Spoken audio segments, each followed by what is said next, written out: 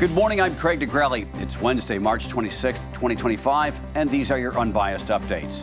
A top Trump administration official takes responsibility for a group chat that inadvertently included a journalist about the United States' plans to bombard the Houthi rebels. What he said specifically and what happens from here. Also, House Speaker Mike Johnson on the federal courts that are blocking the president's executive actions. Why he says desperate times call for desperate measures and what he means by that. From the Straight Arrow News Studio, bringing the stories that matter to you from across the United States and around the world, these are today's Unbiased Updates. This morning, the fallout continues after top Trump administration officials inadvertently added a journalist to an unsecured Signal group chat while discussing plans for a U.S. attack on Houthi rebels in Yemen earlier this month. 5 cabinet members are now facing a federal lawsuit over their alleged use of the app Signal for that conversation. The defendants include Defense Secretary Pete Hegseth, Treasury Secretary Scott Bessent, and Secretary of State Marco Rubio, National Intelligence Director Tulsi Gabbard, and CIA Director John Ratcliffe, as well as the National Archives and Records Administration. In the lawsuit, American Oversight, a nonpartisan, nonprofit organization, alleges the use of the app violates the federal law that governs the preservation of government records. The group wants a federal judge to order the cabinet members to preserve the messages. Lawyers are also asking for a judge to declare the use of Signal unlawful.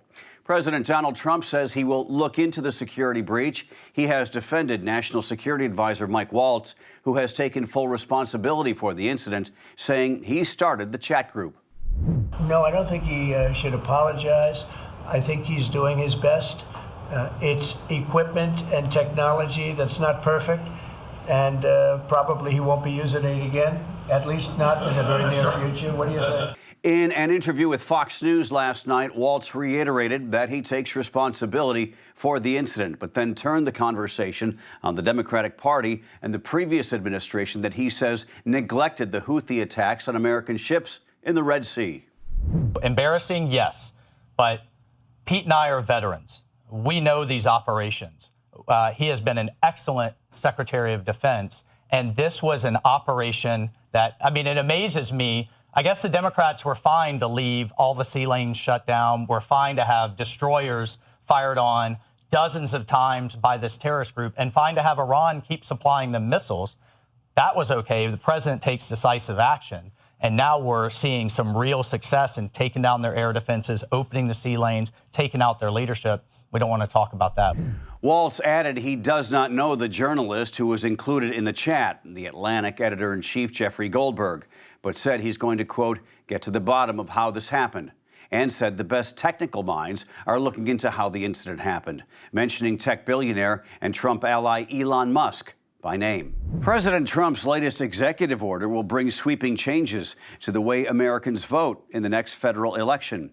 Straight Arrow News reporter Lauren Taylor breaks down what the order entails. President Trump signed an executive order Tuesday concerning national elections in the United States. It would require a few items, including 1, government-issued proof of citizenship for voters who register to vote in national elections. Currently, not all states require proof of citizenship in order to register to vote. Identification includes a passport, a real ID, military, state, or federally issued form of ID showing proof of citizenship.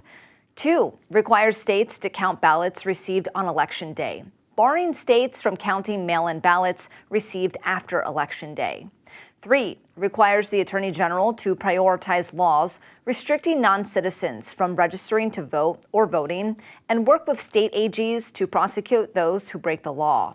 And 4, orders the Department of Homeland Security and Department of Government Efficiency to review each state's public voter registration list and compare it alongside federal immigration databases.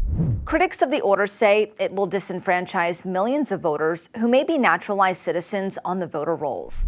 Sophia Lynn Latkin, the director of the ACLU's Voting Rights Project, released a statement saying, in part, this measure will no doubt disproportionately impact historically excluded communities, including voters of color, naturalized citizens, people with disabilities, and the elderly, by pushing unnecessary barriers to the fundamental right to vote. The Heritage Foundation, a conservative think tank, also reacted to Trump's new executive order. President Trump is finally taking the action long needed to put the resources of federal agencies like the Departments of Homeland Security and Justice to work, helping states instead of trying to hinder their efforts to reform our election process. Hans von Spakovsky, Senior Legal Fellow and Manager of Heritage's Election Law Reform Initiative, said in a partial statement. According to the order, states that do not cooperate in investigations and prosecutions of election crimes may lose federal grants and funding. The ACLU says it plans to see Trump in court. That was our Lauren Taylor reporting. Legal experts say the president does not have authority over elections. The Constitution gives Congress and individual states power to regulate the times, places, and manner of holding elections. Since taking office in January, President Donald Trump has made a slew of moves, doing everything from restructuring the federal government to cracking down on undocumented immigrants. A number of his orders are already facing legal challenges, and in some cases, federal district court judges have blocked the president's orders. Last week, President Trump authorized Attorney General Pam Bondi and Homeland Security Secretary Kristi Noem to sanction law firms that file what they deem to be frivolous lawsuits against his administration. Now, one of the GOP's top leaders has suggested the federal government could take it even further. Straight Arrow News political correspondent Ray Bogan explains how. House Speaker Mike Johnson says Congress could eliminate a federal district court as Republicans continue their criticisms of judges who have blocked President Trump's agenda. We do have authority over the federal courts, as you know. We can eliminate an entire district court. We have power funding over the courts and all these other things. But desperate times call for desperate measures, and Congress is going to act. Johnson later walked back his comment and said he was speaking broadly about Congress's authority over the courts. Article 3 of the Constitution states, "The judicial power of the United States shall be vested in one Supreme Court and in such inferior courts as the Congress may from time to time ordain and establish." Not all Republicans support defunding or even lowering the amount of funding courts receive. Senator Josh Hawley told NBC News that would create a massive backlog. He said it would be better to get more conservative judges confirmed. President Trump has been fiercely criticizing judges who have issued injunctions or blocks on his policies in recent days. The president called for a district court judge to be impeached and shared an essay online which made the case for charging judges who oppose him with treason and sedition. Congressman Brandon Gill introduced articles of impeachment against District Court Judge James Boasberg after he put a restraining order on deportation flights of alleged Venezuelan gang members. Republicans argue Boasberg exceeded his constitutional authority by blocking the president from carrying out his immigration agenda. Republicans also oppose the use of nationwide injunctions, which allows a single district court judge who covers a specific region to block an action across the country. But something is happening right now that has not happened before.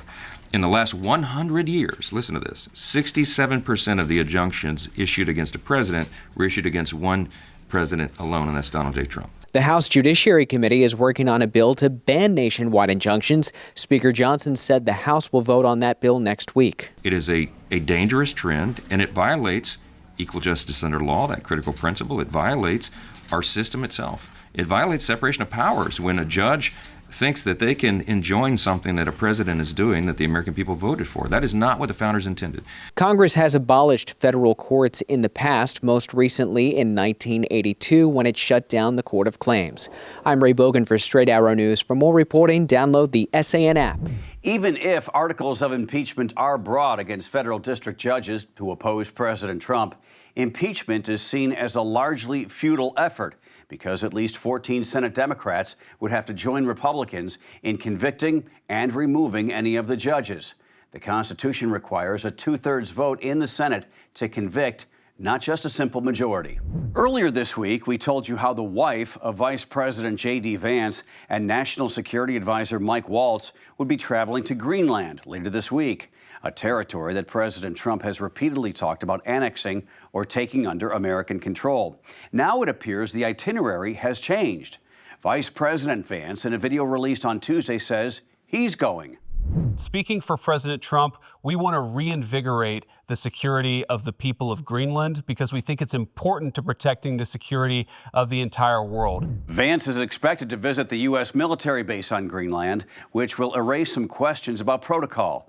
The Greenland government had posted on Facebook Monday night that it had not extended any invitations or any visits, neither private nor local. Vance and his wife Usha will be leaving for Greenland on Friday. However, National Security Advisor Mike Waltz, who was initially slated to go, is no longer on the list. Greenland is now seen as a strategic territory and gateway to the Arctic and the North Atlantic that both China and Russia are interested in. Greenland is officially a self-governing region within Denmark.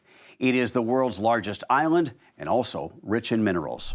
Now to the war in Ukraine. Russia and Ukraine have agreed to a ceasefire in the Black Sea following talks involving Trump administration officials this week in Saudi Arabia.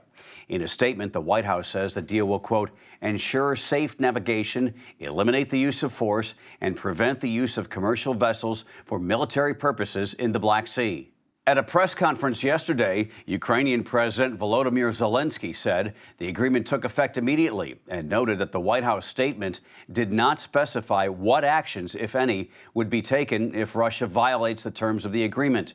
He said Ukraine will ask the Trump administration for more weapons and additional sanctions against Russia if that happens.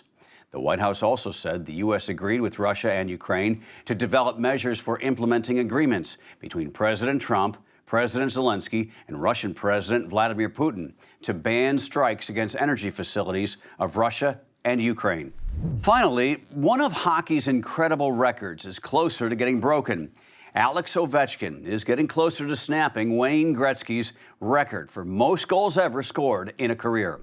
Ovechkin scored again last night for the Washington Capitals against Winnipeg, giving him 889 goals all time. He is 5 goals shy of tying Gretzky's record of 894 and 6 goals away from breaking it. It's a bit of a race against time as Washington only has 11 games left in the regular season. So if Ovechkin does not break the record this season, fans will have to wait until October and next season for the countdown to continue. In Washington, they refer to Ovechkin, who wears number 8, as the Great 8. While Gretzky is often referred to as the Great One. As they say, records are made to be broken. I'm a big Gretzky fan. It's going to hurt to see this one go down, but times change. Those are your unbiased updates for this Wednesday. We'll see you back here tomorrow. For all of us here at Straight Arrow News, I'm Craig DeGrelli. Have a great day.